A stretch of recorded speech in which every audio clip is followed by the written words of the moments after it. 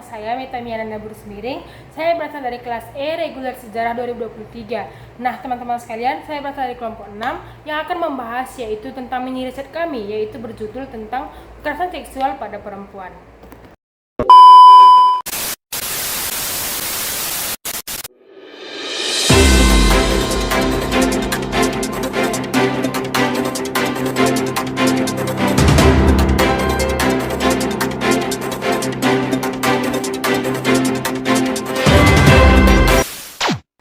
Nah, teman-teman sekalian, di sini saya akan membahas yang pertama yaitu definisi apa sih kekerasan seksual itu. Nah, teman-teman sekalian, kekerasan seksual ini yaitu sebuah kegiatan yang dilakukan baik itu di ruang publik maupun di domestik. Nah, kekerasan seksual ini yaitu merupakan sebuah kegiatan ataupun sebuah perilaku yang tidak terpuji, menghina dan bisa merugikan si korban. Nah, teman-teman sekalian, di sini kekerasan seksual ini yaitu merujuk kepada perbuatan pemaksaan seksual. Nah, teman-teman sekalian, ini yang menyebabkan si korban itu dominan itu perempuan dan si pelaku pastinya itu laki-laki. Nah, mengapa perempuan ini sering ditempatkan sebagai korban? Karena perempuan ini bisa dikatakan bahwa perempuan ini wanita lemah, dan di mana posisi wanita ini yaitu posisi di subordinat. Nah, teman-teman sekalian, di sini ada beberapa contoh dari kekerasan seksual tersebut, seperti itu pemerkosaan, seperti pencabulan, seperti kekerasan seksual dari internet, penyebaran fotografi, seperti juga penjualan wanita. Itulah merupakan salah contoh dari kekerasan seksual tersebut, teman-teman. Baik teman-teman sekalian, selanjutnya saya akan membahas yaitu faktor-faktor bagaimana bisa terjadi kekerasan seksual tersebut. Nah, teman-teman sekalian, di sini banyak yaitu namanya faktor-faktor, di mana faktor-faktor inilah yang menjadi alasan bagaimana terjadinya kekerasan seksual tersebut. Nah, di sini saya mengambil 4. Yang pertama yaitu faktor keluarga. Nah, teman-teman sekalian, keluarga merupakan di mana cerminan yang terbesar, di mana kita di situ diajarkan mulai dari kecil hingga besar. Walaupun kita bersekolah, pasti di sekolah itu hanya setengah hari dan selebihnya kita berada di rumah. Itu yang menjadi faktor yang pertama. Mengapa? Karena teman-teman sekalian, sebelum kita bersekolah, kedua orang tua kita lah menjadi guru kita, teman-teman. Nah, di sini faktor pertama keluarga.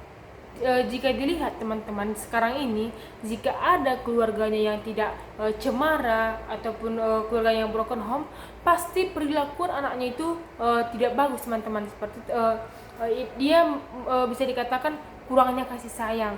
Nah, jika seperti kita yang memiliki keluarga yang cemara, yang tidak broken home, pasti anak-anak ini bisa terdidik, teman-teman, karena pengajaran itu full dari kedua orang tuanya tanpa adanya perselisihan yang ada di keluarga tersebut. Nah, ini yang menjadi faktor utama. Nah, yang kedua yaitu faktor lingkungan, teman-teman. Nah, teman-teman sekalian, kita ini yaitu makhluk sosial, teman-teman. Di mana kita makhluk sosial ini tidak pasti kita memerlukan teman, ataupun kita pasti memerlukan bantuan dari orang lain. Nah, itu yang menyebabkan faktor kedua. Karena bisa kita lihat, teman-teman, dominan orang yang pergaulan bebas ataupun pergaulannya bebas, seperti temannya itu tidak kurang bagus, pergaulannya itu tidak mengizinkan bagi perkembangannya, pasti ini yang menyebabkan faktor kedua, teman-teman. Ini yang pasti dominan kita, pasti mengajak kita hal-hal yang negatif, teman-teman, sehingga faktor lingkungan ini menjadi faktor yang kedua dari kekerasan seksual tersebut. Nah, yang ketiga saya ambil yaitu pribadi, individu. Nah, mengapa saya ambil yaitu pribadi atau individu, teman-teman? Karena teman-teman bisa kita lihat, jika ini termasuk juga di dalam individu ini termasuk baik itu eksternal ataupun internal. Eksternal tadi yaitu yang ini dua, teman-teman, lingkungan dan juga keluarga. Di dalam individu, teman-teman, itu bisa dikatakan memang anaknya itu terlalu polos, terlalu kayak berkebutuhan khusus, teman-teman, sehingga itu yang memicu datangnya kekerasan seksual tersebut. Nah, yang keempat ya, teman-teman, kita lihat dari kekurangannya ekonomi. Nah, saya pernah melihat ataupun pernah saya terlibatnya seperti ini. Hari itu pas SMA, di situ saya SMA-nya di Medan. Nah di SMA itu kawan saya pernah dia pernah berbicara bahwa saya itu tidak paham karena itu ada satu mata pelajaran, nah di mana pembelajaran itu mengarah ke kekerasan seksual ataupun seksual teman-teman. Nah di sini kawan saya itu berbicara bahwa kekerasan seksual seperti kekerasan seksual itu seperti dia jual diri itu ada di Medan. Nah di situ saya merasa bingung dan dia menjelaskan bahwa ada tempatnya di sini. Nah di sini saya bingung. Nah saya itu karena saya pengen tahu kok bisa ada di Medan. Nah itu nah pada saat itu saya minta tolong kepada sepupu saya untuk mencari kebenaran dari apa yang dibilang teman saya tersebut. Nah di sini sepupu saya itu laki-laki. Nah di situ dia bilang itu nggak perlu kau tahu. Tapi saya bersikeras untuk bagaimana sih, kenapa bisa ada di Medan gitu kan teman-teman. Di situ kami keluar malam, tempatnya itu di Semaslayang yaitu di Medan. Kami keluar sekitar jam setengah 12 malam. Di situ sepupu saya bilang kayak gini, kita keluar, kita bisa mendapat data itu jika kita mempertanyakan kepada si pelakunya teman-teman. Nah di sini setelah kami keluar memang ada teman-teman, memang ada, itu bertepatan di teman saya. Nah kami di situ berhenti di depan orang itu duduk di pinggiran jalan. Nah teman-teman sekalian, di situ kami berhenti di depan tempat orang itu duduk. Kami berhenti. Nah sepupu saya itu bilang kau sembunyi di belakang, karena di situ kami naik mobil. Nah sepupu saya itu bilang sembunyi di belakang biar nanti aku yang menanyakan kepada si pelaku ini supaya kau itu percaya. Nah saya sembunyi di belakang. Nah sepupu saya itu mewawancarai si membuat ini sebagai pelaku ini. Dia bilang dia kayak orang itu kayak menego harga gitu kan teman-teman. Nah di situ orang itu udah pengen lewat ngomong, terus saya itu bilang kok bisa kayak gitu kan. Baru kami bilang kami suruh siapa itu naik di mobil kami.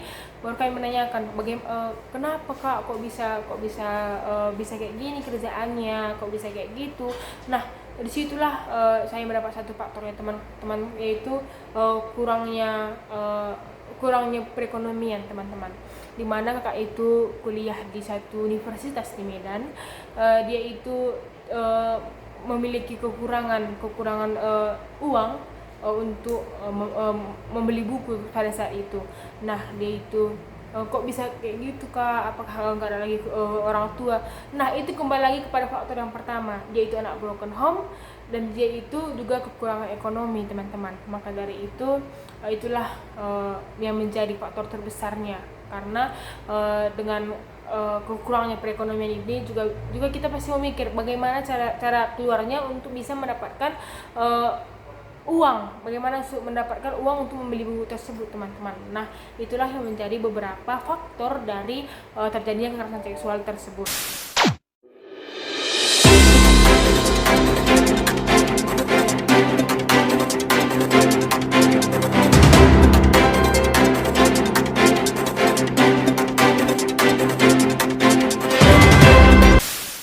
Nah yang selanjutnya saya akan berbicara, yaitu bagaimana sih dampak dari kekerasan seksual itu bagi seseorang bagi korban. Nah teman-teman sekalian, pastinya kita berada di posisi si korban ini pasti merasakan gangguan emosional, gangguan mental. Pasti kita sering merasa cemas teman-teman. Pasti kita berpikiran, nanti kayak gini kayak mana ya, nanti kayak gitu kayak mana ya. Pasti kita di pikiran kita itu pasti banyaknya pemikiran-pemikiran yang negatif teman-teman, yang mengakibatkan kita bisa gangguan mental, gangguan jiwa, sehingga itulah yang menyebabkan, itulah dampak dari kekerasan seksual ini. Nah, yang selanjutnya itu dampaknya itu pasti kita juga sebagai korban, pasti kesucian kita, pasti diri kita teman-teman pasti sudah tidak bisa dibilang sudah dimiliki orang yang tidak bertanggung jawab. Nah, itulah yang menjadi yang dibilang kita tadi, itu kembali kepada pemikiran kita. Pemikiran kita pasti kita berpikir yang aneh-aneh, berpikir yang negatif-negatif, pasti juga ujung-ujungnya pasti akan ke gangguan mental. Nah, oleh sebab itu pasti juga dampaknya itu juga bisa kepada keluarga kita teman-teman. Pasti kita sebagai korban itu bisa merasa malu, orang tua kita pasti merasa malu teman-teman. Nah, itulah beberapa dampak dari kekerasan seksual tersebut. Baik teman-teman sekalian, di sini saya membahas bagaimana sih peran undang-undang TPKS itu untuk membantu ataupun untuk melindungi korban kekerasan seksual tersebut. Nah, teman-teman sekalian, di sini teman-teman sekalian, pemberlakuan undang-undang ini yaitu untuk menghadapi tantangan-tantangan dari penegak hukum yang sudah berjalan sesuai dengan ketentuan kinerja kerangka kerja komprehensif. Nah, di mana yaitu bertujuan untuk melindungi korban kekerasan seksual tersebut. Nah, di sini teman-teman ada dua keuntungan dari undang-undang ini teman-teman. Yang pertama yaitu menciptakan undang-undang yang terstruktur, di mana ini bertujuan yang pertama yaitu supaya hukum itu bisa menjadi terstruktur dan bisa mudah diakses bagi korban tersebut, sehingga korban tersebut bisa melaporkan si pelaku kepada pihak yang berwajib dengan tidak berlama-lama, langsung orang itu bisa melaporkan si pelaku tersebut. Yang kedua yaitu untuk menciptakan undang-undang yang efektif lagi. Nah, yang selanjutnya yaitu di mana undang-undang ini menciptakan perlindungan yang sistematik bagi korban ataupun saksi. Nah, di mana ini yang dimaksud yaitu undang-undang ini sangat membantu ataupun sangat melindungi korban tersebut, teman-teman, karena dengan adanya undang-undang tersebut, undang-undang ini bisa dikatakan tadi mudah diakses, sehingga undang-undang ini sangat berpihak kepada si korban, supaya si korban ini bisa siap siaga, bisa langsung melaporkan ke si korban kepada pihak yang berwajib tanpa takut diintimidasi ataupun takut untuk adanya pembalasan dari si pelaku. Nah, undang-undang ini sangat berpengaruh kepada perlindungan si korban tersebut. Nah, selanjutnya teman-teman, undang-undang ini juga berperan ataupun memberi pandangan kepada masyarakat, teman-teman, di mana undang-undang ini sangat memberikan motivasi atau memberikan sebuah pengajaran supaya masyarakat itu memiliki sikap yang ataupun memiliki sikap yang orang itu tahu, orang itu bisa sadar ataupun bisa meningkatkan kesadaran yang tinggi, supaya masyarakat tersebut bisa tahu bagaimana perilaku kekerasan seksual ini tidak bagus, sehingga mereka sadar bahwa bisa mengurangi ataupun bisa orang itu bisa membantah, bisa memberitahu kepada orang sekitarnya supaya tidak melakukan kekerasan seksual tersebut, sehingga undang-undang ini sangat berperan penting bagi masyarakat ataupun bagi orang-orang sekeliling si korban tersebut, sehingga mereka memiliki kesadaran yang tinggi supaya tidak melakukan kekerasan tersebut. Nah, sudah sampai kita akan membahas yaitu kerangka berpikir dari mini riset kami yang berjudul tentang kekerasan seksual terhadap perempuan. Nah, teman-teman sekalian, di sini kita sudah tahu bahwa kekerasan seksual itu merupakan kegiatan yang tidak terpuji, merendahkan, dan juga kekerasan yang bisa merugikan si korban. Nah, di mana kekerasan seksual ini yaitu terjadinya ketimpangan relasi gender. Nah, di mana kami mengambil kasus yaitu pelecehan seksual terhadap santriwati di Bandung. Nah, di mana 13 santriwati ini berada di pesantren di Bandung yang dipimpin oleh Heri Wirawan. Nah, di mana Heri Wirawan ini merupakan guru ataupun sekalian sebagai pemilik pondok pesantren ini. Dan di mana bisa dikatakan bahwa guru dan siswa. Nah, di mana guru ini menjadi tingkatan yang lebih tinggi, sehingga Heri Wirawan ini memiliki tingkat kekuasaan yang paling tinggi, sehingga tetap perempuan ini yaitu terletak di subordinat. Nah, di mana itulah terjadi. Maka pandangan teori feminisme ini dalam kasus ini teman-teman menekankan bahwa pentingnya merelasi bagaimana itu merelasi kekuasaan seperti yang dikatakan tadi, yaitu kekuasaan pekerjaan. Dan di mana teori feminisme ini juga menekankan bahwa harus adanya perlindungan ataupun adanya jalan keluar yang adil, sehingga korban tersebut bisa kembali bisa dipertanggungjawabkan. Dan pandangan tentang kekerasan seksual dari masyarakat. Teman-teman sekalian, sekian dari video penjelasan tentang hasil mini riset kami yang berjudul kekerasan seksual terhadap wanita. Semoga apa yang bisa saya jelaskan bisa bermanfaat bagi audiens semua. Akhir kata saya mengucapkan terima kasih dan sampai jumpa.